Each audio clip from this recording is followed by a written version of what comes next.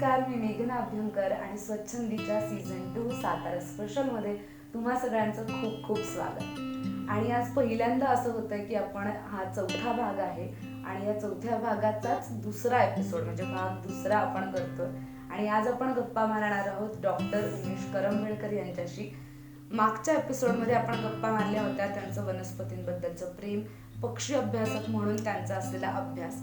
आणि यावेळेस आपण गप्पा मारणार आहोत त्यांचं भाषा, मराठी भाषा आणि साहित्य, विशेष करून शब्दांबद्दलच्या त्यांच्याकडे ज्या रंजक गोष्टी आहेत किंवा शब्दांचा इतिहास ते इतक्या मजेशीर पद्धतीने सांगतात, या सगळ्याबद्दल आपण खूप गप्पा मारणार आहोत. एक लेखक म्हणून त्यांचा जो प्रवास होता तो सुद्धा आपण जाणून घेणार आहोत.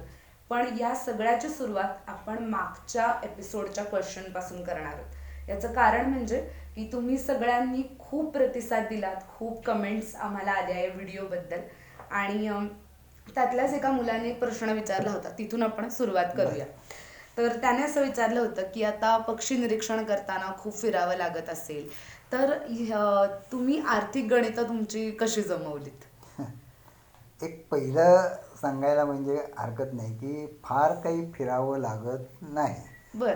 ह्याचं कारण असं असतं की वाघ ठराविक ठिकाणी असतील जंगलात, त्या ठिकाणी तुम्हाला जावं लागत असेल प्राणी तिथं बघायला. पक्ष्यांच्या बाबतीत तसं नसतं. पक्षी उलट आपल्याकडे हजारो किलोमीटर अंतरावर प्रवास करून हिवाळ्यात मायग्रेशन करून येतात. त्याचबरोबर आपल्या परिसरात जवळजवळ 101 प्रकारचे अगदी सामान्य पक्षी आपल्याला सहज बघायला मिळतात. ह्यापेक्षा तुम्हाला जर का, आणि वैशिष्ट्य म्हणजे साताराचं सांगायचं झालं तर सातारा इतका सुंदर जिल्हा आहे की त्याच्या एका भागामध्ये म्हणजे मसवड वगैरे भाग असा हा दुष्काळी भाग आहे.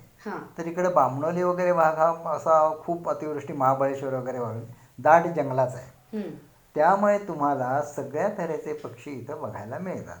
त्याचबरोबर मायणीसारखं अभयारण्य आहे की जिथं अनेक ठिकाणचे स्थलांतरित मायणी आणि त्या आजूबाजूच्या प्रदेशात आपल्याला पाहायला मिळतात. त्यामुळे तसं पाहायला गेलं तर तुम्हाला ह्याच्यासाठी आर्थिक गणित काही करावं लागत नाही, एक पहिली गोष्ट. किंवा फार कुठं लांब लांब असं जावं लागेल. हां, एक आहे गोष्ट की काही ठराविक पक्षी हे तुम्हाला आता जर का उत्तरांचल तिकडच्या भागात आहे तर तुम्हाला जायला लागेल. पण मुळात तुमच्यासाठी निरीक्षण करण्यासाठी जो आनंद मिळवायचा असेल तर त्यासाठी एवढं काही करावं लागणार नाही. तुम्ही जवळपास निसर्ग आपल्या जवळ असतो, फक्त आपल्याला दृष्टी लागते. त्याप्रमाणे तुम्हाला म्हणजे ब्लॅक स्टॉकचं मागच्या वेळा मी उदाहरण दिलं, हे कुठं बघितलं असेल ब्लॅक स्टॉक, तर आपल्या डबेवाडीच्या इथं मला बघायला मिळाला. त्यामुळे हे काही फार लांब नाही आहे. दुसरं असं असतं की तुम्हाला जर का निरीक्षण करायचं असेल तर एकच गोष्ट आवश्यक असते, ती म्हणजे तुम्हाला दुर्बीण. आणि आज कुठल्याही चांगल्या तऱ्हेची दुर्बीण ही 5-6 हजारापर्यंत सहज मिळते. कॅमेरा हा अत्यावश्यक गोष्ट नाही. ती तुम्हाला घ्यायची असेल तर तुम्हाला किती म्हणजे 25,000पासून आणि लाखोच्या पर्यंत जाऊ शकेल. पण बाकी त्यासाठी आर्थिक गणिताची काही गरज पडणार नाही. तुम्ही तुमचा वेळ दिलात, रोज सकाळी तुम्ही ठराविक भागात जावा, जवळपास जिथं ग्रीनरी आहे, निसर्ग आहे, अशा ठिकाणी जा. एवढंच नव्हे तर तुम्हाला अगदी डोंगराळ भाग असेल तिथं जा, तिथं पक्षी बघायला मिळतील. पण तुम्ही हळूहळू तुमच्याकडे कलेक्शन वाढत जाईल आणि तुम्हाला निश्चित तिथं तुम्हाला चांगलं बघायला मिळेल. त्यामुळे आवड जोपासण्यासाठी तरी आर्थिक गणितांची काळजी करायची गरज नाहीये. बरोबर. यानंतर मी दुसऱ्या प्रश्नाकडे येणार आहे की मारुती चित्तमपल्ली यांच्यावरती लिहिलेल्या लेखांचा एक संग्रह आणि त्याचं पुस्तक होतं व्यष्टी आणि सृष्टी. तर यामध्ये तुमचा एक लेख संपादित झाला होता, लिहिला होता तुम्ही की चित्तमपल्लींचं देणं, की त्यांनी मराठी भाषेला जे पक्ष्यांच्या रिलेटेड वेगवेगळे शब्द दिले, तर त्याच एक संग्रहित लेख तो होता. तर त्यातले काही शब्द आणि ते कसे आले असं वगैरे एक सांगता येईल का?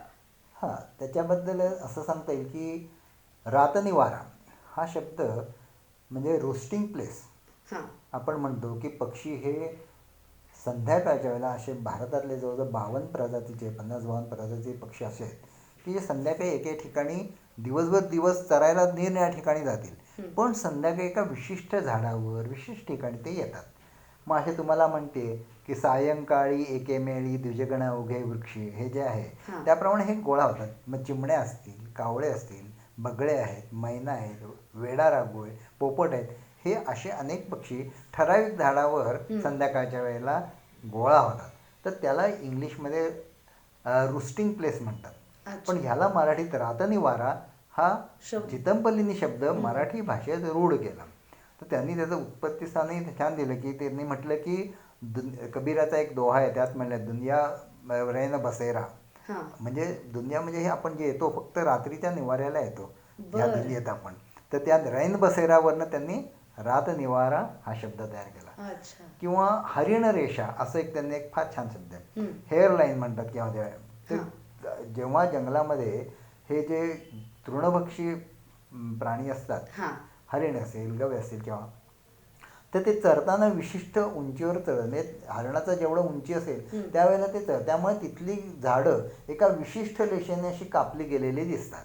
मग त्याला ही शब्द जावे, त्यांना हरिण रेषा हा मराठी भाषेत त्यांनी शब्द दिला. असे अनेक शब्द. एक तर त्यांनी पक्षीकोशामध्ये जवळजवळ मराठी भाषेतले जे कोरकू असतील, गोंड आहेत, असे आदिवासी भाषेमध्ये ती लोक जे विशिष्ट पक्ष्यांचे शब्द वापरत होते ती नावं गोळा केली आणि ती मराठी भाषेत आणली आणि ती रूढ केली.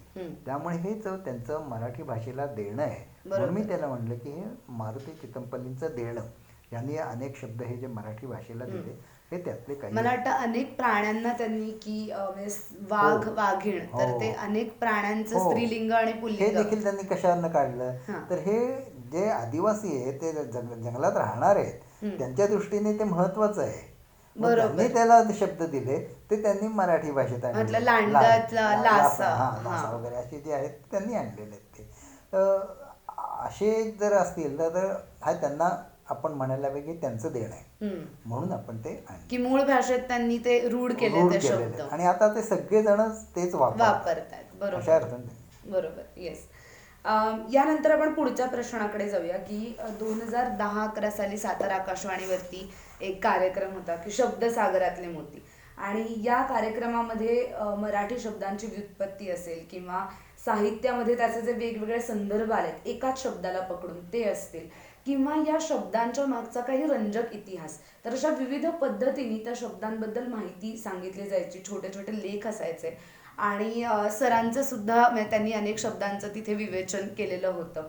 तर त्याचे काही उदाहरणं सांगाल का आम्हाला?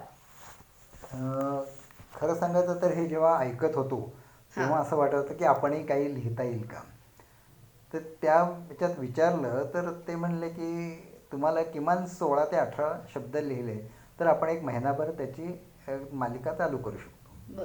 तर त्याप्रमाणे विचार करायला लागलो आणि मग काही आम्ही अभ्यासक्रमात संस्कृत अभ्यास करताना काही शब्द ऐकायला मिळाले होते आणि त्याच्या मागचे आमच्या सरांनी, डॉक्टर विमो गोगटे हे नाशिकचे प्रख्यात वैद्य होते, ते आम्हाला चरक संहिता शिकवायचे आणि ते अभ्यास घेताना असे ते शब्दांची खूप गमतीशीर उदाहरणं द्यायची. तर त्यात काही शब्द माझ्यासमोर आले ते. तर त्यातला एक शब्द म्हणजे तंतोतंत. आता हा तंतोतंत शब्द त्यांनी आम्हाला सांगितला कसा झाला असेल. तर पूर्वीच्या काळी घट आणि पट, घट म्हणजे माठ आणि पट म्हणजे वस्त्र, तर घटापटाची उदाहरणं दिली जायची प्रत्येकात, घटाकाश वगैरे. तर एखादी गोष्ट दुसऱ्या गोष्टीशी अगदी सेम टू सेम ज्याला म्हणतो आपण तसंच आहे. तर ह्यासाठी तंतोतंत शब्द असा वापरला. तो कसा आला तर तंतू आणि तंतू आणि तंतू म्हणजे एका वस्त्राचा प्रत्येक तंतू हा दुसऱ्या वस्त्राच्या तंतूशी बरोबर मिळता जुळला तर तो तंतोतंत जुळला असा. म्हणून तंतून तंतू जुळला पाहिजे, त्याच्यावरनं तो तंतोतंत शब्द झाला असं त्यांनी सांगितलं. मग ह्याच्यावर मी तंतोतंत याबद्दल लिहिलं. पण त्याच वेळेला त्यांनी एक गंमत सांगितली की मराठी भाषेत फक्त असे 4 शब्द आहेत की जे एकाच अक्षराने झालेले 4 अक्षरी आहेत. तर कुठले, तर तंतोतंत हा त्यातला एक आहे. मग ते म्हणले तुम्ही ओळखा बाकीचे. मग आम्ही खूप विचार करायला लागलो पण जमलं नाही. मग कोणाला तरी अरे बोंबा बोंब करायला की ते बोंबा बोंब हा बरोबर, बच आहे चारी ठिकाणी. तर दुसरा एक लाली लाल आणि चेचा चेच. गंमत म्हणजे हा एका ठिकाणी टाकल्यानंतर एकाने विचारलं की चिंचेचीच, मी चिंचेचीच चटणी खातो, चिंचेचीच. मग हा झाला की नाही. म्हटलं तसं होत नाही, कारण हा मूळ शब्द चिंच आहे, त्याला चिंचेची हा त्याला विभक्ती प्रत्यय लागला आणि च हे अव्यय आलं, अशामुळे तो शब्द झाला. मूळ शब्द नाही तो, पण हे बाकीचे शब्द हे मूळ शब्द आहेत. तर असे फक्त मराठी भाषेत 4च आहेत. हां. हेच लिहिलं.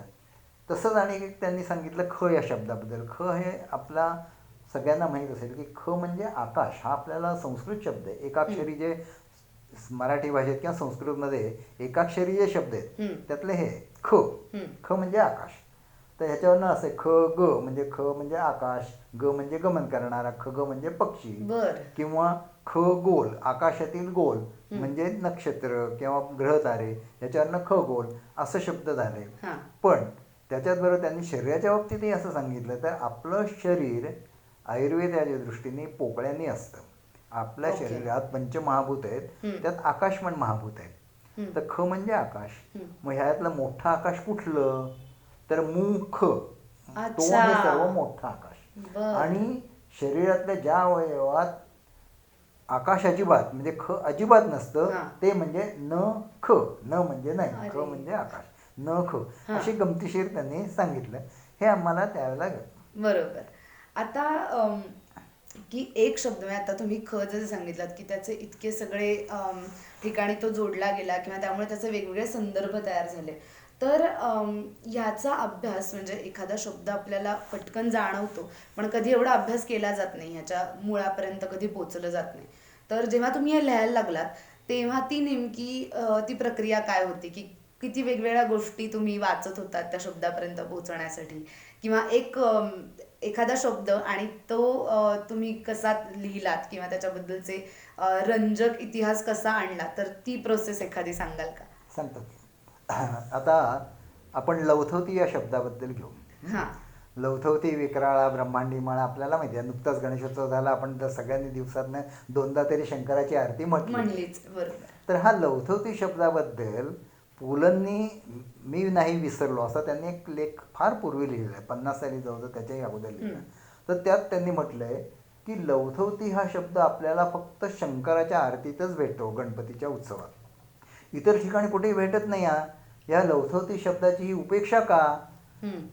तर माझ्यानंतर असं वाचनात आलं, एके ठिकाणी मला लवथवती शब्द आढळला.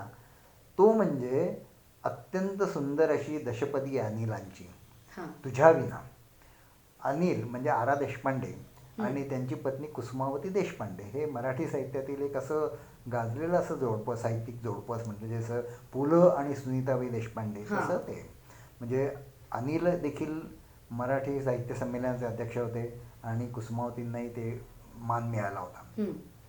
तर अनिलांनी, कुसुमावती गेल्यानंतर अनिल खूप दुःखी झाले आणि त्यांनी ज्या त्या दशपदी लिहिलेल्या आहेत त्यातल्या जवळजवळ 40 दशपदींचा संग्रह झालेला आहे. पण त्यातली 40वी जी आहे ती अपूर्ण आहे. पण 39वी जी शेवटची जी आहे ती तुझ्या विना ही आहे. आणि ह्या तुझ्या विनामध्ये म्हणजे कुसुमावती गेल्यानंतर त्यांची जी मानसिक अवस्था जी झाली होती ती वर्णन करणारी अत्यंत सुंदर अशी ही दशपदी. तर त्या ह्याच्यामध्ये असं आढळलं की लवथवत्या पानावर गहिवर ते भरदुपार, ज्वर भरला दिवस ढळे कसा तुझ्या विना. तर त्या लवथवत्या पानावर या ठिकाणी हा लवथवती शब्द आढळला आहे आणि त्या संदर्भात अनिलांनी त्या दशपदीच्या प्रस्तावनेत, ज्यांनी विजया राज्याध्यक्षांनी एक फार मोठी प्रस्तावना त्याला घेतली, त्यात ह्याचा उल्लेख केला आहे की हा लवथवती शब्द हा लवथवती शंकराच्या आरतीतलाच आहे. आणि मग मला एकदम वाटलं की पुलंनी जी लवथवती शब्दाबद्दल जी तक्रार केली ती अनिलांच्या कानी गेली असेल का आणि मग त्यांनी हा वापरला असेल का माहीत नाही. पण लवथवती या शब्दाचं भाग्य मात्र उजळलं एका अविस्मरणीय काव्याचा एक भाग बनून. अशा तऱ्हेने मी ते लवथवती याच्यावर लिहिलं. अच्छा, बरोबर. आता 2014 मध्ये तर ग्रंथवेद नावाचं राजहंस प्रकाशनचं एक मासिक चालायचं आणि त्यामध्ये सुद्धा तुम्ही एक सदर लिहित होता, शब्दतरंग. साधारण 3 वर्ष वगैरे ते सदर चालू असेल. तर त्या सदरामध्ये कशी पद्धत होती लिहिण्याची किंवा त्यातले काही शब्द त्यांची उघड सांगाल का? अच्छा, तर हे काय आहे, ज्याप्रमाणे मी हे शब्दतरंग शब्दसागरातील मोती लिहिले होते, माझ्या जवळजवळ 50 शब्दांचा संग्रह झालेलाच होता. अच्छा. तर मला विनयाताई खडपेकर ज्या राजहंसच्या संपादिका आहेत ग्रंथवेदच्या, त्या मला एकदा म्हणल्या की आपण आता एक नवीन सदर करतोय तर तुम्ही त्यासाठी लिहावं अशी अपेक्षा आहे. मग मी त्यांना सांगितलं की माझ्याकडे असं शब्दाबद्दलचं असं लिखाण आहे, तुम्हाला पाठवतो, तुम्हाला आवडलं तर बघा. आणि त्याप्रमाणे मी काही पाठवले. पण ते म्हणले ठीक आहे, चांगलं आपण करू. मग बरं. 1 वर्ष झालं, मग ते म्हणले दुसरं वर्षही करू. असं करता करता ते 3 वर्ष चाललं. मग त्या ह्याच्यामध्ये काही वेळेला मी असे वेगळे जे नव्हते अशा पद्धतीने मागोवा घेतला. तर अशा ह्याच्यातला मी तुम्हाला सांगायचं झालं तर एक नाकी नऊ येणे. बरं. नाकी नऊ येणं घेण्याचं कारण असं की राजहंसचे डॉक्टर सदानंद बोरसे म्हणून एक संपादक आहेत. आता ते ह्याच्यातले म्हणजे माझगावकरांच्या बरोबरच ते काम बघतात सगळ्याचं. तर त्यांनी असं एकदा मागे लिहिलं होतं भाषेच्या संदर्भात की काही वाक्प्रचार कसे तयार होतात. आता नाकी नऊ येणे, तर नाकी नऊच का, आणि ते नाकातच काय येतात. तर त्याच्यावर एकाने असं उत्तर दिलं होतं की हे 9 म्हणजे आपल्या शरीराची 9 हे प्रवेशद्वार, 2 नाकपुड्या, 2 कान, तोंड आणि मूत्रद्वार आणि गुदद्वार अशी म्हणून त्यांनी ती 9 द्वारं अशी सांगितली. पण त्या ह्याच्याची नाकाच्या ठिकाणी येतात असं त्यांनी म्हटलं की ती अवयवाची क्षीणता झाली की. पण हे मला तसं पटलं नाही. कारण नाकी 9 येताना जर का 2 नाकपुड्या असतील तर त्या 9तले 2 तिथंच आहेत, म्हणताना नाकी 7 येणं असं म्हणायला पाहिजे. तर नाकी 9च का. तर ह्या ठिकाणी माझा वेगळा विचार केला की मी म्हटलं की हे आपल्या आयुर्वेदामध्ये पंच ज्ञानेंद्रिय आणि पंच कर्मेंद्रिय अशी 10 इंद्रिय आहेत. ह्या इंद्रियांच्या आपण जेव्हा एका माणूस मरणासन्न अवस्थेत असतो तेव्हा त्याची दृष्टी थिजलेली असते, त्याने कानाला ऐकू येत नाही, त्याला वाणीने बोलता येत नसतं, त्याला स्पर्शज्ञान कळत नाही, त्याला गंधज्ञान नसतं, त्याला मलमूत्रावर ताबा नसतो, काहीच त्याला हे नाही, फक्त त्याचा श्वास मंद गतीने चालत असतो. मग अशा वेळेला माणूस गेला की नाही हे पूर्वीच्या काळी त्याच्या नाकासमोर असं सूत धरायचे आणि ते जर का सूत हललं तर तो जिवंत आहे, आणि जर का श्वासोश्वास बंद पडला तर सूत हलणार नाही, याचा अर्थ तो गेला असं जाहीर करायचं. तर याचा अर्थ ह्या दश ज्ञानेंद्रियातली बाकी जी 9 इंद्रिय आहेत ती सगळी एका ठिकाणीच म्हणजे नाकाच्या ठिकाणी गोळा झाली असतात. म्हणून नाकी 9 येणे असं जे म्हटलं की आता बाकी सगळं गेलं, फक्त आता नाकी 9च आहे. जेवढी अटीतटीची वेळ आली की मग नाकी 9 येणं असं म्हणजे ही अंतिम असं समजलं जातं. तर अशा ठिकाणी तो नाकी 9 येणं त्याच्यावरनं आलेलं असं मी केलं. हे जे शब्द आता शोधताना किंवा त्याच्या पाठीमागचा तो इतिहास शोधताना आपले जे पौराणिक ग्रंथ आहेत किंवा संत महात्म्य आहे, त्यांनी लिहिलेलं साहित्य आहे, तर त्याचा काही वापर होतो का किंवा त्याचे काही ट्रेसेस जुने सापडतात का, आजचे शब्द आणि त्याचे मागे जाऊन काही. निश्चितच. म्हणजे खरं सांगायचं तर आपल्या मराठी भाषेतले जे पौराणिक म्हणता येणार नाही पण जे आपल्याला धार्मिक म्हणता येईल की त्यातलं सर्वात जुना म्हणजे आपण ज्ञानेश्वरी असं म्हणतो. मराठी भाषेतला श्रेष्ठ ग्रंथ असा तो आहे ज्ञानेश्वरांनी लिहिलेला. तर त्या ज्ञानेश्वरी मी 2-3दा वाचली होती आणि मी जेव्हा वाचत होतो तेव्हा माझा दृष्टिकोन असा असायचा की ज्ञानेश्वरीमध्ये जे आलेल्या वनस्पती असतील किंवा पशु असतील, प्राणी असतील, हे काही संदर्भ आहेत का, हे बघत असताना काही काही वेळेला असे वेगळे शब्द आढळले. तर त्यात एके ठिकाणी मला एक वेगळाच अर्थ असा जाणवला की जो आपण आत्ता ज्या अर्थाने वापरत होतो त्यावेळेला वापरला जात नव्हता.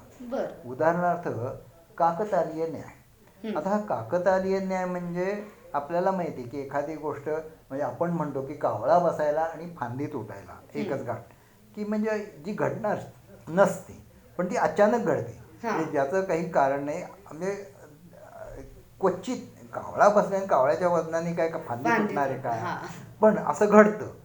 हे केव्हा घडेल, अगदी सटीसामाशी क्वचित इतकी त्याची असंभवनीयता असते.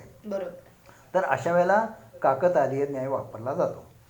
तर ज्ञानेश्वरी वाचताना एके ठिकाणी असं आलं की विपाये गुणाक्षर पडे, तालिया कावळा सापडे, तैसा तामसा पर्व जोडे तीर्थदेशी. हे तामस व्यक्तीच्या बद्दलचं ओवी आहे. तामस व्यक्तीच्या बने की तीर्थदेशी म्हणजे तीर्थक्षेत्रामध्ये पर्व काळामध्ये तामस व्यक्तीकडून दानधर्म होणं हे इतकं असंभव्य आहे की त्यासाठी त्यांनी 2 दृष्टांत दिले. हां. त्यातला पहिला दिला गुणाक्षर विपाये गुणाक्षर पडे. म्हणजे काय तर हा गुणाक्षर नाही. हां. गुण म्हणजे भुंगा. भुंगा लाकूड कोरतो आणि त्याच्यामधून क्वचित अक्षर निर्मिती एखादा अक्षर तयार झालं ही क्वचित घडणार हो. आहे.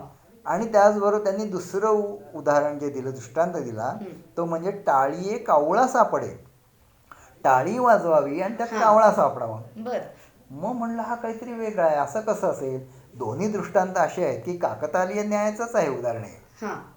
पण काकतालीय न्यायाचा जो आपण जो अर्थ लावतो तो नसा करता ज्ञानेश्वरांनी म्हटले की टाळी वाजवावी आणि त्यात कावळा सापडावा. काकतालीय न्यायामध्ये काक शब्द आहे तोचा अर्थ कावळा. ताल याचा अर्थ काही जण ताल वृक्ष घेतात तो चुकीचा आहे. बरं. ताल हा टाळीशी संबंधी आहे. अच्छा. कारण टाळीवरच आपण ताल धरत असतो गाण्यामध्ये हां. केव्हाचा. तर काकतालीय न्याय हा म्हणजे ज्ञानेश्वरांनी जो वापरलेला अर्थ त्यांना काय हा माहीत नव्हता किंवा त्यांच्या लक्षात नव्हता असं नाही. पण त्यांनी न करता असा वापरावा यात त्यांची असामान्य प्रगल्भता किंवा प्रज्ञा दिसून येते. बरोबर. की कारण त्याचा अर्थ असा आहे की टाळी वाजवणं आणि त्यात कावळा हा इतका चाणाक्ष किंवा हुशार पक्षी आहे. म्हणजे आज हे मान्य झालेलं आहे की सगळ्या पक्ष्यांमध्ये कावळा हा अत्यंत हुशार आहे. तर असा हुशार पक्षी सहज टाळी वाजवा आणि त्यात सापडावा ही किती असंभवनीय. आणि हे हा अर्थ ज्ञानेश्वरांचा अर्थ हा अत्यंत योग्य अत्यंत चपखल आहे. आपण तो आजच चुकीच्या अर्थाने वापरतो हे माझ्या लक्षात आलं आणि मग मी काकतालीय न्यायाबद्दल लिहिलं. असंच एकाबद्दल आपेआपबद्दल आहे. एका ओळीमध्ये असा आपेआप शब्द आला. तर आता आपेआप काय असेल मग त्याच्यावरनं त्याची अर्थ देताना त्यांनी दिलं की जशाप्रमाणे आपोआप घडावं असं. तर मग हा कसा शब्द यायला आता हा संस्कृत म्हणजे हिंदी तर नाही. आपोआप हा आत्ता जो शब्द आहे तो आपेआपवरनंच आला. पण तो कसा आला तर आप म्हणजे पाणी.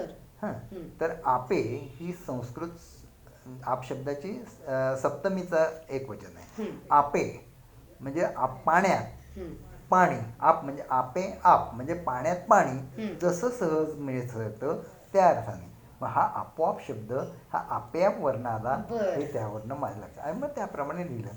आणि मग त्याला अगदी जायचं झालं तर आपोआपच्याबद्दल एक ह्यांनी फार सुंदर दिलेलं आहे म्हणजे गमतीशीर आहे. तुम्हाला जर का काय वाचायचं असेल तर सांगतो ते की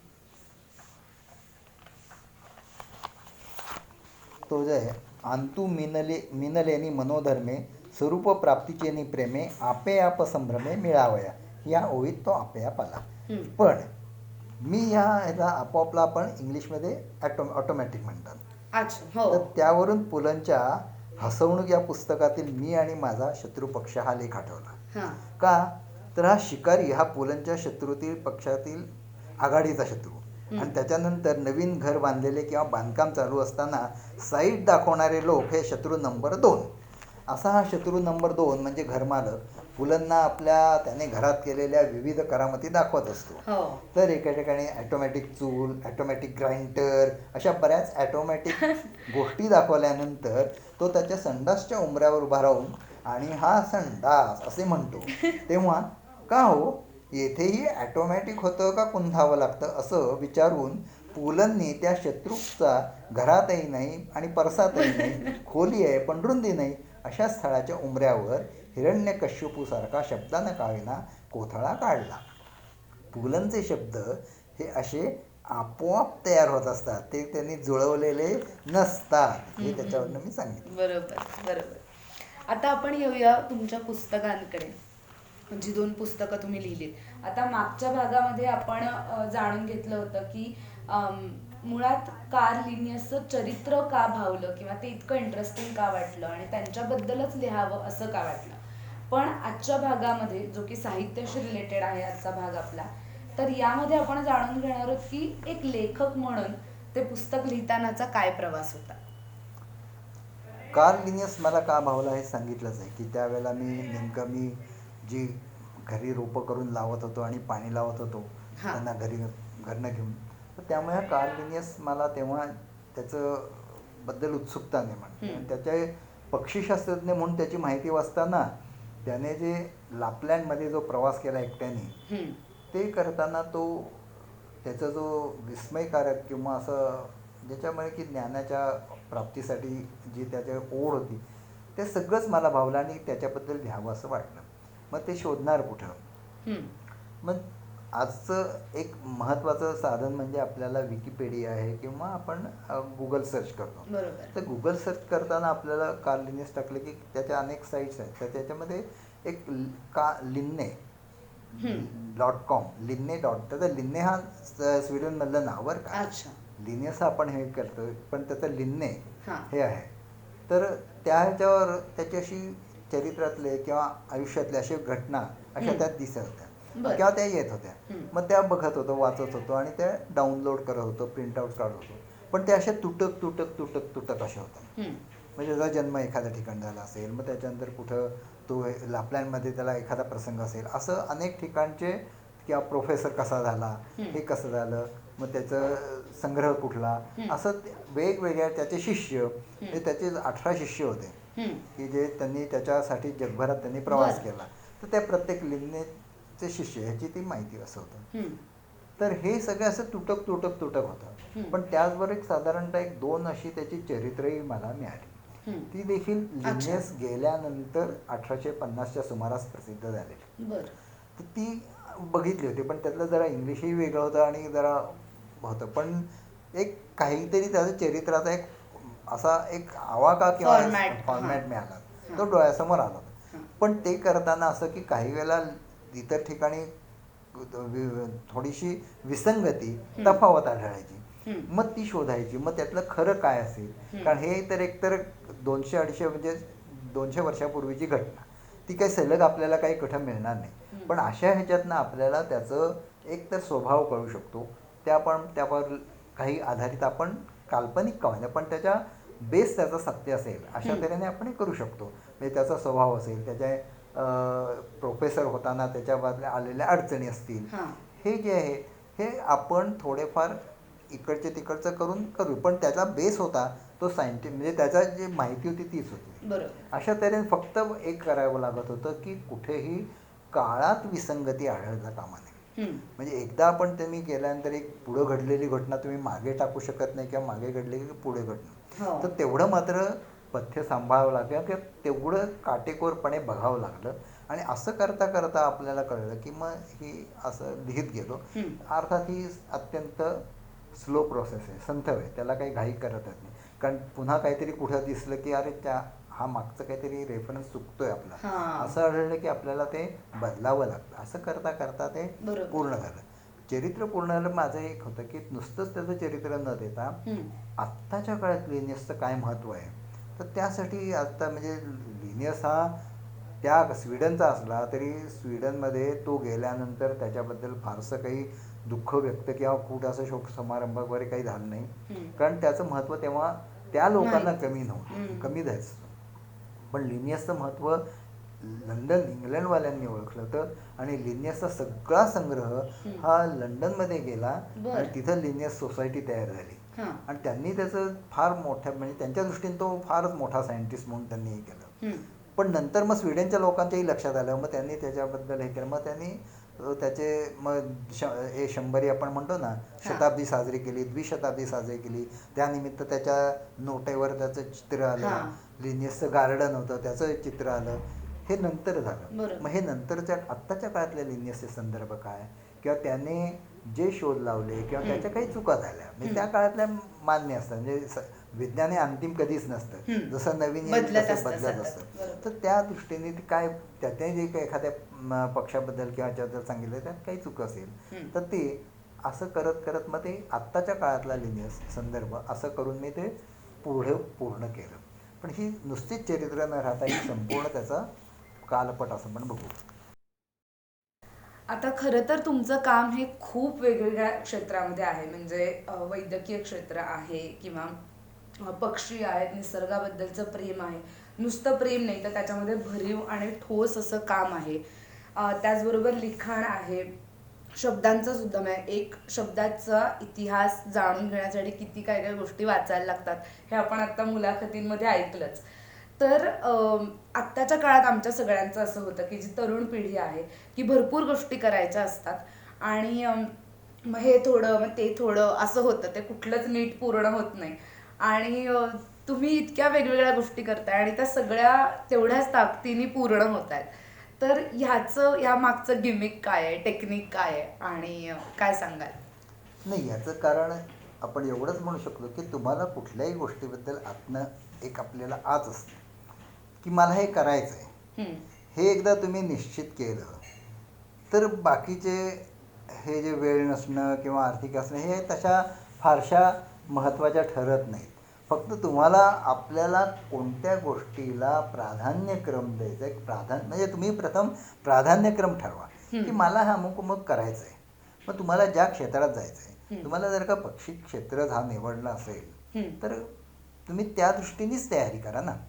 मग पक्षी निरीक्षण करता करता त्याला वनस्पतींकडे हिंडू किंवा असं न करता एका ह्याच्यात काहीतरी आपण मिळवा. आता पक्षी निरीक्षण करताना नुसती काही बरेच जण हल्ली काय करतात, नुसती फोटोग्राफी करतात. पण ही फोटोग्राफी ही वरवरच आहे खरं सांगायचं तर. किंवा आपण फोटोग्राफी करतो, लगेच अपलोड करतो, त्याला लाईक्स मिळाल्या, अरे वा इतकं झालं की आपण खुश होतो. इथं थांबता कामा नये. तर तुम्हाला त्यात जायचं असेल तर तुम्हाला त्या दृष्टीने अभ्यास आणि वाचन हे 2 गोष्टी करायला पाहिजे. अभ्यासाची व्याख्याच आहे की अभ्यासम तू सतत क्रिया, जी सतत केली तर त्याला अभ्यास म्हणतो. म्हणजे एखादी गोष्ट तुम्ही वारंवार करा. मग तुम्ही यासाठी सांगितलं ना की निरीक्षण जायचं असेल तुम्ही ठराविक ठिकाणी रोज जावा, ठराविक ठिकाणी बघा. हळूहळू तुम्हाला त्याच्यामध्ये मिळत जाईल. मग तुमच्याकडचा साठा तयार होत जाईल. मग तुम्ही काहीतरी करा की बाबा याचं माझं कलेक्शन. मग त्या दृष्टीने तुमचं पुस्तक करायचं आहे का काय करायचं हे ठरवा. आपल्याला काय करायचं आहे हे ठरवा तुम्ही. म्हणजे त्या दृष्टीने मग तुम्ही करा ना. मग फोटोग्राफी करायची असेल मग तुम्ही फोटोग्राफीत शिरा. पण फोटोग्राफी करायची झाली तरी तुम्हाला बेसिक नॉलेज इतर ह्याचं लागतंच.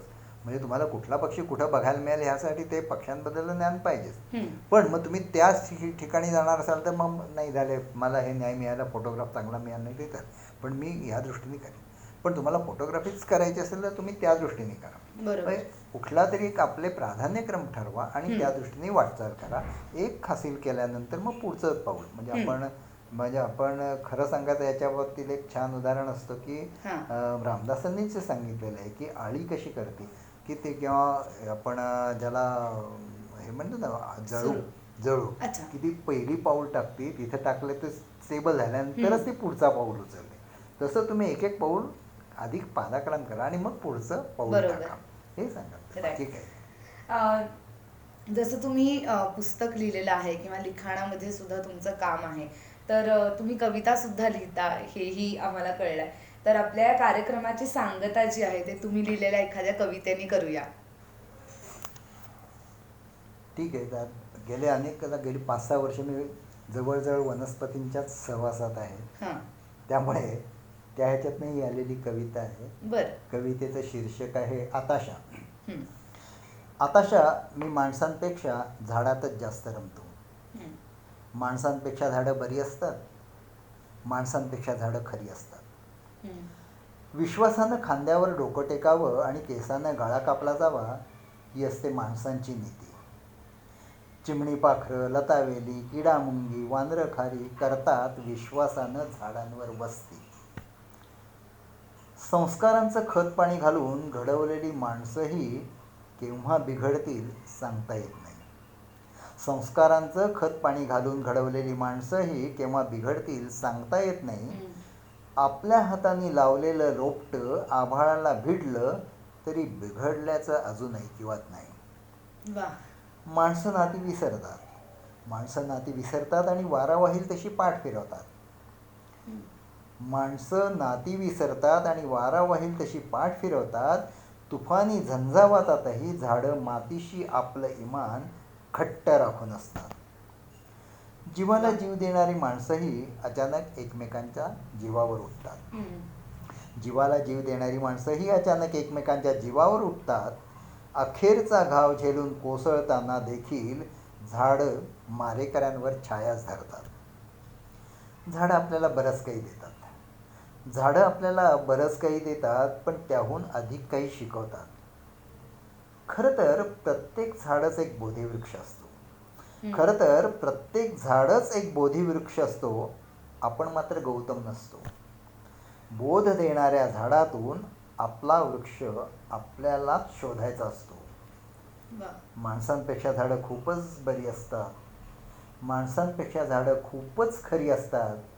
आताशा मी माणसांपेक्षा झाडातच जास्त रमतो.